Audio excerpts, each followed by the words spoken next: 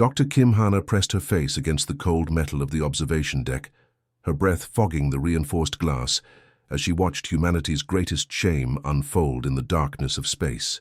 The Hippocrates had been a beacon of hope just minutes, its pristine white hull gleaming with the sacred red cross that meant safety to every species in the galaxy. Now it spun like a broken toy, orange flames licking through massive holes torn by Kalahari plasma fire. "No, no, no," she whispered, her hands trembling against the viewport. The hospital ship had been carrying 3,000 patients from 12 different worlds, all seeking the legendary human medical care that had saved countless lives across the Outer Rim. Nurse Park Minho stumbled beside her, his usually steady hands shaking as he pointed at the small dots separating from the dying vessel. "Dr. Kim, look at the escape pods. They're not running random attack patterns." Hana's blood turned to ice as she watched the sleek Kalahari fighters swooping through space like metallic vultures. Their dark ships moved with deadly precision, ignoring the cargo pods and civilian transports, while focusing entirely on the white medical pods marked with red crosses. "They're hunting us specifically," she breathed. Captain Lee Ji-won joined.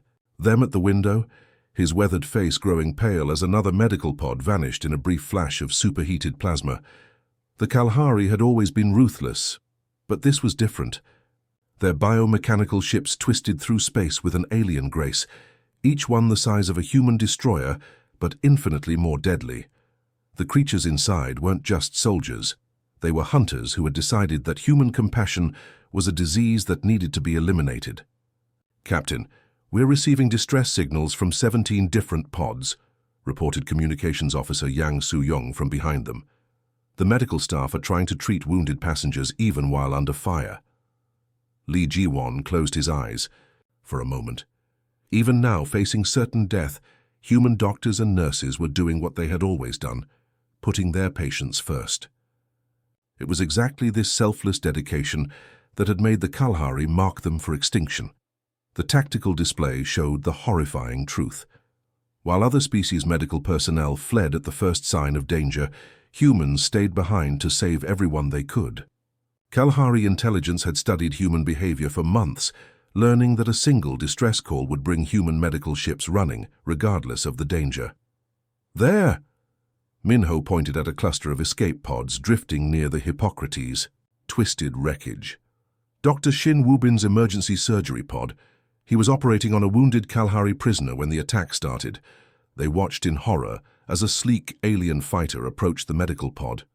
Through the transparent aluminum, they could see Dr. Shin still working frantically over his patient, a captured Kalahari warrior whose life he was trying to save even as that warrior's own people prepared to kill them both. The Kalahari fighter. Pilot hesitated for just a moment, perhaps recognizing his own species member on the operating table. Then cold logic took over. The plasma cannon charged with a whine that somehow carried through the vacuum, and Dr. Shin's pod became another brief star in the endless night. "Monsters," Captain Lee whispered. "They killed their own soldier rather than let us save him." The eye. Communication array suddenly crackled to life, filled with the familiar voice that had guided humanity's expansion into the stars. "This is Admiral Choi Dong-hyun, to all medical vessels in the sector. I repeat, all medical vessels are to withdraw immediately to Earth space. The Galactic Council has refused to intervene. We are officially declaring the Outer Rim a no-fly zone for all human medical operations." Dr. Hana felt something break inside her chest. For 200 years, human medical ships had answered every call for help across the galaxy. They had saved billions of lives, asking nothing in return except the right to heal. Now the very compassion that defined humanity had become their greatest weakness. "Sir?" Yang Soo-young called out, her voice barely steady. "We're detecting 47 more Kalahari ships incoming. They're broadcasting on all frequencies that any human vessel providing medical aid will be destroyed on sight." The last few escape. Pods from the Hippocrates were scattering in different directions, their pilots knowing that staying together meant certain death. But even now, Hana could see medical personnel in those pods working desperately to keep their patients alive, unwilling to abandon their sacred duty even in the face of extinction. A small medical shuttle suddenly broke formation, turning back, toward the wreckage where dozens of wounded survivors floated in damaged lifesuits. The shuttle's pilot, Dr. Park Hyun-soo, was making one final rescue attempt despite the approaching Kalahari death squadron. "He's going to die," Minho whispered. They watched the shuttle scoop up 6 survivors before the Kalahari fighters arrived. The alien ships moved like living things, their biomechanical hulls pulsing with an eerie green light as they surrounded the tiny medical craft. For a heartbeat, it seemed like Dr. Park might escape. Then the universe turned white, and another human healer became stardust. Admiral Choi's voice filled the bridge one final time. "We're going home, people. The galaxy has made its choice about our kind of medicine. Now Earth will make its choice about theirs." 3 months had passed since the last human medical ship fled the outer rim, and the scars ran deeper than anyone wanted to admit. Admiral Choi Dong-yun stood in the massive assembly hall of the United Earth Council, his once proud uniform now bearing the weight of 47 destroyed hospital ships and 8,000 dead medical personnel. The holographic casualty reports floating above the podium told a story that made even the hardest military officers look away. "Honorable Council members," he began, his voice carrying the exhaustion of sleepless nights spent planning humanity's response. "For the past 96 hours, my intelligence teams have analyzed every major galactic civilization's military medical protocols. What we discovered will change everything we thought we knew about our place in the universe." The massive screen behind him flickered to life, showing combat footage from across the galaxy. Reptilian Saurian medics fled the battlefield the moment enemy fire came close. Crystalline Vextar healers only treated their own silicon-based species, leaving carbon-based allies to die. The insectoid hive queens recalled their medical drones at the first sign of danger, caring nothing for casualties outside their own colonies. "We are literally the only species in recorded galactic history that treats enemy wounded," Admiral Choi continued. "While we've been saving Kalahari soldiers, they've been studying our response patterns like we're laboratory animals." Council. Member Yoon Ji-hye shifted uncomfortably in her seat. At 63, she had dedicated her life to expanding human medical aid across the stars. The idea that their greatest achievement had become their deadliest weakness was almost too much to bear. "Admiral, surely you're not suggesting we abandon everything that makes us human? Our medical ethics are what separated us from the monsters out there." The Admiral's weathered face creased into something that might have been a smile if it hadn't been so cold. "No, Counselor. I'm suggesting we weaponize them." A murmur rippled through the assembly hall. Dr. Kim Hana rose from her seat in the medical advisory section, her crisp white coat replaced by a military-style medical uniform that bore the scars of recent battles. As Earth's newly appointed chief medical officer, she had spent the last 3 months studying every failed rescue mission, every ambush, every calculated slaughter of human healers. "If I may, Admiral," she said, moving to the holographic display. Controls. The air above the assembly shimmered as detailed battle recordings filled the space. "The Kalahari have weaponized our compassion against us. They broadcast fake distress signals on 17 different frequencies, knowing that human medical ships will respond regardless of tactical situation." The recordings showed the horrible pattern repeated dozens of times. Human hospital ships, rushing to aid signals, only to find Kalahari battle fleets waiting in ambush. The alien fighters moved like metallic sharks, their biomechanical hulls pulsing with that sickening green light as they tore through defenseless medical vessels. "Look, at this recording from the Kepler sector," Dr. Hana continued. A new image appeared showing a massive Kalahari dreadnought deliberately ramming smaller Allied vessels, then broadcasting distress calls in 12 different languages. They crashed their own ships into civilian transports, then waited for us to arrive with medical aid. 43 hospital ships responded to that single fake emergency. Council member Park Gunwoo leaned forward, his face pale. "How many survived?" "None," Admiral Choi answered quietly.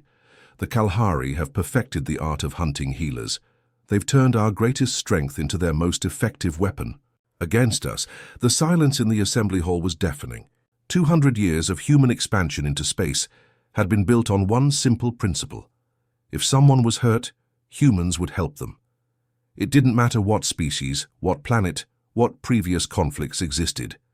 Human medical ships answered every call for help, and that reputation had opened doors across the galaxy. Now that same reputation was getting them slaughtered. Dr. Hana activated another holographic display, this one showing technical blueprints that made several council members gasp. Project Red Cross represents a fundamental shift in human medical doctrine. We're going to convert our hospital ships into mobile fortress clinics. Heavy armor, defensive weapon systems, fighter escorts, and a full medical bay capable of treating 1,000 patients simultaneously. "You want to militarize our medical fleet?" asked Councillor Yoon, her voice barely a whisper. "We want to keep our medics alive," Admiral Choi replied firmly. "Our doctors and nurses will receive full combat training. They'll learn to fight, to shoot, to kill if necessary, but they will never, ever stop healing. That's what makes us human." The technical specifications were staggering.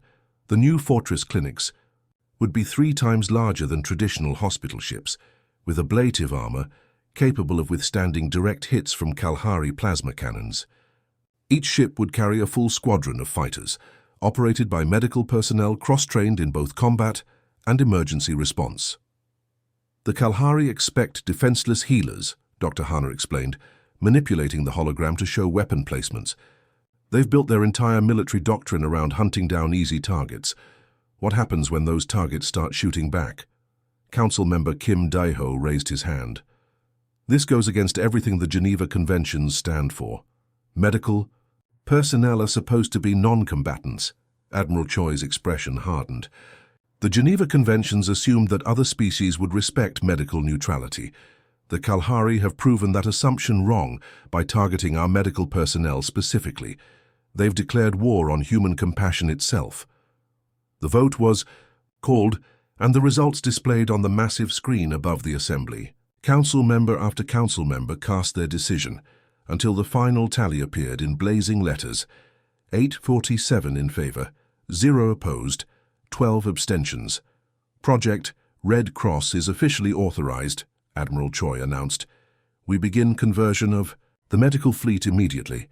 Our healers will become warriors, but they will never lose their compassion. That's our promise to the galaxy and to ourselves." As the council session ended, Dr. Hana looked out at the stars visible through the assembly hall's transparent aluminum dome. Somewhere out there, the Kalahari were celebrating their victory over human weakness. They had no idea that they had just created something the galaxy had never seen before: compassionate warriors who would fight to heal and heal to fight. The age of defenseless human healers was over. The age of the combat medic had begun. 6 months of blood, sweat, and transformation had turned Earth's medical corps into something the galaxy had never seen before.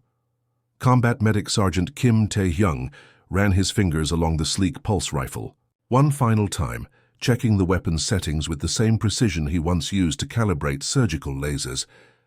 The irony wasn't lost on him. The hands that had saved thousands of lives were now trained to take them if necessary. The converted hospital ship, Asclepius, shuddered as it dropped out of hyperspace, its massive hull no longer the pristine white of traditional medical vessels. Instead, the ship gleamed with reinforced titanium carbon armor, bristling with defensive turrets and shield generators that hummed with barely contained energy.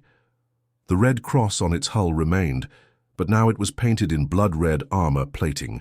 That could withstand direct hits from capital ship weapons. "All medical combat stations report readiness," announced Captain Park Sujin from the bridge, her voice carrying the authority of someone who had lost too many friends to Kalahari ambushes. The bridge itself had been completely redesigned. Medical monitoring stations now sat alongside tactical displays, allowing the crew to track both enemy movements and patient vitals simultaneously. Combat medic Lee Joo-hyun checked his medical kit, ensuring his field surgery equipment was secure beside his ammunition clips. "Squad 7 ready for deployment, Captain. Trauma bay standing by for incoming casualties." The transformation hadn't been easy. For 6 months, Earth's finest doctors and nurses had endured military training that pushed them to their absolute limits. They learned to fire weapons with the same steady hands that performed microsurgery. They practiced combat maneuvers between shifts in the medical bay. Most importantly, they learned to fight not for conquest or revenge, but to protect their ability to heal. "Contact on long-range sensors," reported Tactical Officer Yoon Seojun, his medical scanner training allowing him to read both life signs and weapon signatures with equal skill. 7 Kalahari raiders approaching at attack speed, they're broadcasting on standard intimidation frequencies. Dr. Song Minji, the ship's chief surgeon and now combat medical commander, pulled on her specially designed armor, lightweight enough for medical work but strong enough to stop plasma rounds. The armor's heads-up display showed vital signs of every crew member, allowing her to monitor her people's health even during combat. "What are they saying?" "The usual threats," Captain Park replied with grim amusement. "Surrender or die. Abandon ship and prepare for capture." "They're treating us like we're still the same defenseless medical ships they've been slaughtering for months." The Kalahari had no idea what they were about to face. Their intelligence network still showed human hospital ships as easy targets, large, slow and completely defenseless. The idea that humans might adapt their medical vessels for combat was so foreign to their thinking that they hadn't even considered the possibility. "They expect frightened healers running away at the first sign of trouble," Dr. Song said, her voice carrying a cold edge that would have been impossible 6 months ago. "Let's show them what happens when doctors decide to fight back." The Kalahari attack came exactly as predicted, swift, brutal, and designed to cause maximum terror before the kill. Their biomechanical ships moved like living things, diving toward the Asclepius in perfect formation. Each raider was roughly the size of a human destroyer, their dark hulls pulsing with that sickening green energy that powered their plasma weapons. But instead of the helpless medical vessel they expected, the Kalahari found themselves facing something that shouldn't exist, a fortress that healed and fought with equal dedication. The Asclepius didn't try to run or hide. Instead, it turned to face its attackers head-on, defensive turrets tracking the incoming ships with mechanical precision. "All medical combat teams to battle stations," Dr. Song ordered. "Remember your training. We protect our patients, we save lives, and we make sure these raiders never hunt healers again." The first Kalahari ship opened fire with typical alien arrogance, expecting its plasma cannons to slice through the hospital ship like paper. Instead, the energy beams splashed harmlessly against reinforced shields designed specifically to counter Kalahari weapons technology. The raider's pilot had just enough time to broadcast a confused signal before return fire from the Asclepius disabled his engines. Combat medic Kim Tae-hyung watched through the tactical display as 2 more Kalahari ships closed in for close-range attacks. Their pilots were clearly confused by the hospital ship's refusal to die quietly, but alien pride prevented them from retreating. "Target their weapon systems," he called out to the gunners. "Disable, don't destroy. We want prisoners for medical treatment." The battle lasted less than 4 minutes. Human medical personnel trained to work under pressure and think clearly during emergencies proved to be natural combat operators. They fought with surgical precision, targeting specific ship systems to disable rather than destroy. Every shot was calculated, every maneuver designed to preserve life while defending their mission. 3 Kalahari ships drifted helplessly in space, their crews alive, but their vessels completely disabled. The remaining 4 raiders fled in absolute confusion, broadcasting panicked reports about a human medical ship that fought back. Their military doctrine had no response for healers who refused to be victims. "Secure the area and prepare for prisoner recovery," Captain Park announced. "Medical teams prepare for incoming casualties." Dr. Song activated the ship's medical bay scanners, immediately detecting life signs aboard the disabled Kalahari vessels. Some were injured. Others were in shock from the impossible reality of being defeated by a hospital ship. "Begin medical triage protocols. Every prisoner gets our best care, regardless of what their people did to us." The Kalahari prisoners were brought aboard under guard, but their confusion turned to amazement as human medics immediately began treating their injuries. Plasma burns were cleaned and bandaged with the same gentle efficiency that had once been reserved for human patients. Broken bones were set with careful precision. Even the most minor injuries received immediate attention. Combat medic Yoon Ji-ho worked on a wounded Kalahari pilot, whose ship had crashed into an asteroid during the retreat attempt. The alien's biomechanical implants were damaged, causing obvious pain, but Ji-ho's hands remained steady as he applied medical nanobots to repair the damage. "Easy there," he said in the universal medical tone that transcended species barriers. "You're safe now." The Kalahari prisoner stared up at him with eyes that held a mixture of fear and wonder. This human warrior had just defeated his squadron in combat, and now those same hands were healing him with infinite care. It was a contradiction that challenged everything the Kalahari believed about weakness and strength. Word of the Asclepius. Victory spread through both fleets within hours. The age of defenseless human healers was officially over, and the galaxy was about to learn what happened when humanity's greatest strength became their most effective weapon. The human fleet moved through Kalahari space like a surgeon's blade, precise, calculated, and absolutely unstoppable. Admiral Choi Dong-hyun watched from the bridge of his flagship, New Geneva, as dozens of converted medical vessels executed the most unusual military campaign in galactic history. Every ship bristled with weapons, but their primary cargo wasn't ammunition or soldiers.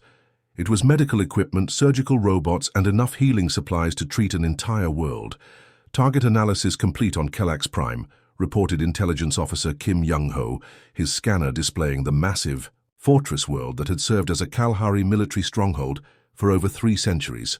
The planet's surface was covered with weapons platforms, shield generators, and enough firepower to destroy a traditional invasion fleet 10 times over. Lieutenant Commander Nam Yuri stood in the tactical bay of her medical frigate Mercy's Edge, studying the orbital defense network through her augmented reality display. Her ship was one of 12 converted medical frigates in her squadron, each one carrying enough medical supplies to establish a field hospital for 50,000 patients. The irony wasn't lost on her. They were about to use hospitals to conquer a military fortress. "All medical combat squadrons, this is Admiral Choi," came the familiar voice over the fleet communication network. "Remember our mission parameters. We disable, we capture, we heal. Every Kalahari soldier we save today becomes proof that our way is stronger than theirs." The Kalahari had turned their fortress world into a nightmare of overlapping defensive fire. Massive plasma cannons could vaporize capital ships with single shots.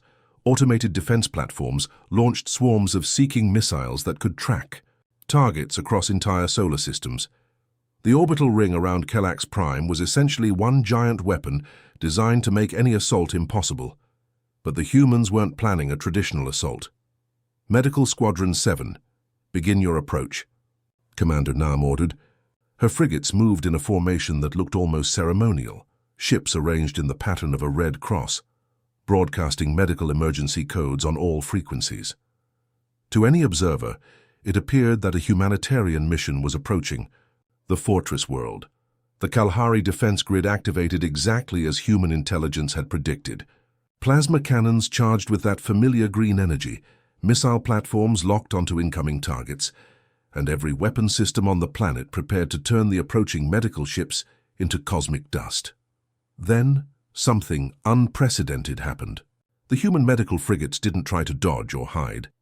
Instead, they activated emergency medical beacons, the universal galactic signal for ships carrying wounded personnel requiring immediate treatment. According to galactic law, even military installations were required to allow medical ships safe passage. "They're requesting permission to land medical casualties," reported Kalahari Defense Commander Zekvar from his control bunker deep beneath the planet's surface. "Standard medical emergency protocols." "It's obviously a trick," snarled his second-in-command. "Humans don't have any wounded. We've been destroying their medical ships for months." But galactic law was clear, and the Kalahari had spent centuries using those same laws to their advantage. They couldn't legally fire on ships broadcasting medical emergency codes without becoming war criminals in the eyes of every civilized species. The human frigates approached the orbital platforms with steady determination. As they drew closer, their true nature became apparent. These weren't helpless hospital ships anymore. Heavy armor plating covered reinforced hulls. Defensive weapon systems tracked potential threats with mechanical precision. Medical bays had been converted into combination treatment centers and tactical command posts. "Begin precise targeting of defensive platforms," Commander Nam announced to her squadron. "Surgical strikes only.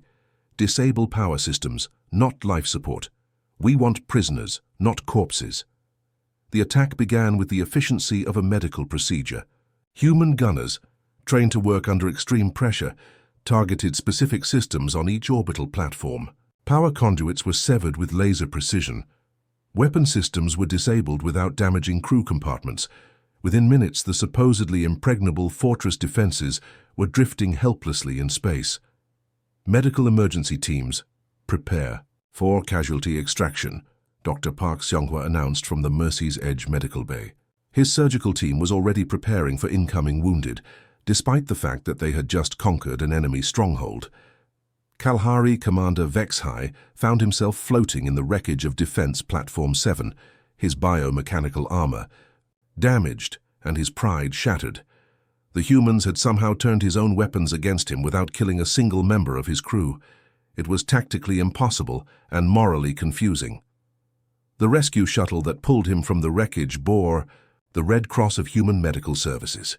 The soldiers who extracted him did so with professional efficiency, checking his injuries even as they secured his weapons.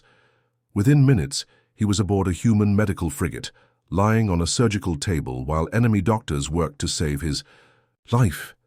"This is impossible," he whispered, as Dr. Kang Seungjin carefully cleaned plasma burns on his arms. The human doctor's hands were steady and gentle, showing no anger or hatred despite everything the Kalahari had done to human medical personnel. "You should hate us. We killed your healers." Dr. Kang paused in his work, meeting the alien commander's eyes with calm professionalism. "Hate is a disease," he replied, carefully applying medical nanogel to promote healing. "And we cure diseases. That's what makes us doctors instead of soldiers." The psychological impact was devastating. Across Kelax Prime, Kalahari military personnel were receiving the same treatment, captured alive, treated with respect, and healed by the very people they had tried to exterminate. News of the impossible conquest spread through Kalahari communication networks like wildfire. "Human medical ships are attacking our fortress worlds," reported one panicked transmission. "But they're not destroying anything. They're turning our own defenses against us and then healing our wounded better than our own doctors." The effect on Kalahari morale was catastrophic. Soldiers who had spent months hunting defenseless medical ships suddenly found themselves facing an enemy that could defeat them in combat and then treat their injuries with infinite compassion. The cognitive dissonance was overwhelming. On the captured world of Rexon 4, Kalahari troops began surrendering in entire battalions rather than face human medical forces. They had learned that capture by humans meant survival, healing, and treatment that surpassed anything their own military provided. Even wounded Kalahari officers were receiving synthetic organ transplants and advanced medical treatments that their own society reserved only for the elite. Admiral Choi watched the surrender reports flowing in from across Kalahari space and allowed himself a small smile. The galaxy was learning that humanity's greatest weapon wasn't their technology or their tactics. It was their absolute refusal to let anyone suffer, even the people who had declared war on human compassion itself. The Kalahari Dominion was collapsing not through conquest, but through the irresistible force of enemies who insisted on healing instead of hating. 1 year after watching the Hippocrates burn in the cold darkness of space, Admiral Choi Dong-yun stood on the bridge of his flagship, New Geneva, and witnessed something that defied every military textbook ever written. The maze. Last Kalahari stronghold wasn't falling to human weapons or superior tactics. It was surrendering because its own soldiers refused to fight an enemy that healed them better than their own people did. The massive orbital fortress of Kalxmore had been the Kalahari Dominion's final hope, a weapon platform so large it could be seen from 3 star systems away. Its biomechanical cannons could crack planets in half, and its defensive shields had never been breached in 500 years of warfare. Now its commander was broadcasting unconditional surrender while requesting immediate medical assistance for his wounded crew. "Admiral, we're receiving surrender transmissions from 47 Kalahari military installations," reported Communications Officer Yoon Ji-woo, her voice filled with wonder. "They're not asking for terms or negotiations. They're asking for doctors. Doctor..." Kim Hana stood beside the Admiral, watching through the massive viewport as former enemy ships limped toward human medical vessels. Her crisp medical uniform now bore the insignia of Earth's Chief Medical Officer, but the stethoscope around her neck remained the same one she had carried during that first horrific battle. "Look at them," she said softly. "They're coming to us for help." The transformation had been gradual but unstoppable. As human medical forces advanced through Kalahari space, they left behind something unprecedented: functional hospitals staffed by human doctors who treated everyone equally. Kalahari soldiers who had expected execution or torture instead found themselves receiving advanced medical care that their own military had never provided. Captain Lee Ji-won joined them at the viewport, his weathered face showing a mixture of satisfaction and bewilderment. In his 40 years of military service, he had never seen an enemy surrender, because they wanted to be conquered. "The Kalahari Military Medical Corps has officially disbanded," he reported. "Their doctors are requesting permission to study human surgical techniques." The irony was almost overwhelming. The Kalahari had spent months hunting human healers, believing that compassion was a fatal weakness that needed to be eliminated from the galaxy. Now their own people were abandoning their military posts to learn from the very humans they had tried to destroy. "Incoming transmission from the Saurian Republic," announced Lieutenant Park Byul from the communications station. "They're formally requesting to join Earth's medical coalition. They want human medical advisors for their entire fleet." Admiral Choi nodded grimly. The three-species Kalahari Dominion was fracturing as its member civilizations realized that human medical technology and ethics were far superior to anything they had developed on their own. The reptilian saurians had been the first to defect, followed quickly by the crystalline Vextar, and finally the insectoid hive clusters. Dr. Song Minji approached from the medical bay, still wearing her surgical scrubs, after completing a 12-hour operation on a Kalahari general who had been injured in a training accident. "We just saved the life of Commander Zexval," she reported, "the same officer who ordered the destruction of the Hippocrates. His own medical staff had given up on him, but we were able to repair the damage to his biomechanical organs. The psychological impact was spreading across the galaxy like a beneficial infection. Species that had considered healing to be a sign of weakness were suddenly establishing their own versions of human medical neutrality laws. The Universal Medical Protection Act, based entirely on Earth's Geneva Conventions, had been signed by over 300 civilizations in the past 6 months. "Status report from the Kepler Medical Station," reported Chief Medical Officer Kang Youngmin over the intercom. "We're treating wounded personnel from 17 different species. Former enemies are working alongside former allies in our surgical bays. The language barriers are disappearing when everyone focuses on saving lives." Dr. Kim Hana activated the holographic display that showed medical operations across human-controlled space. The statistics were staggering. Over 2 million former enemy combatants had received life-saving treatment from human medical personnel. More importantly, many of those former enemies were now training to become medical personnel themselves. "We lost every single battle in the beginning by being too compassionate," she said, watching alien medics learn human surgical techniques through the display. "But we won the war the exact same way." The transformation wasn't limited to military, medicine. Entire Kalahari worlds were restructuring their societies around human medical principles. The idea that every life had value, regardless of species or previous allegiance, was revolutionizing galactic civilization in ways that no military conquest could have achieved. Captain Lee Ji-won gestured toward the medical bay viewports, where former enemies worked side by side to save lives. Kalahari biotechnicians were teaching human doctors about alien physiology, while learning human surgical precision in return. Saurian healers were adapting human triage protocols for their reptilian patients. Even the hive-minded insectoid species were developing individual medical ethics based on human examples. "They thought mercy was weakness," he said, watching a human nurse gently comfort a wounded Kalahari child. We proved that refusing to let others suffer, even those who hate us, is the strongest force in the universe. The final proof came in the form of a transmission from the Galactic Council, the same governing body that had refused to protect human medical ships a year earlier. They were now requesting human medical advisors to establish universal health care, protocols for all member species. Admiral Choi smiled as he read the message. They want us to teach the entire galaxy how to heal instead of harm.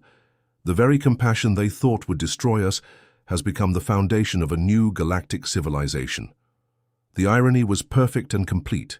Humanity had faced extinction for showing mercy to their enemies. Now that same mercy had transformed those enemies into allies, and the galaxy itself was adopting human values as the new standard for civilized behavior. Dr. Kim Hanna watched through the viewport as another, former enemy ship docked with their medical bay, its crew seeking healing rather than delivering death. "We turned hatred into hope," she said quietly. "We turned war into healing, and we did it by never forgetting what made us human in the first place." The galaxy had learned that humanity's greatest weapon wasn't their technology, their tactics, or their military might. It was their unwavering belief that every life deserved to be saved, even the lives of those who had sworn to destroy them.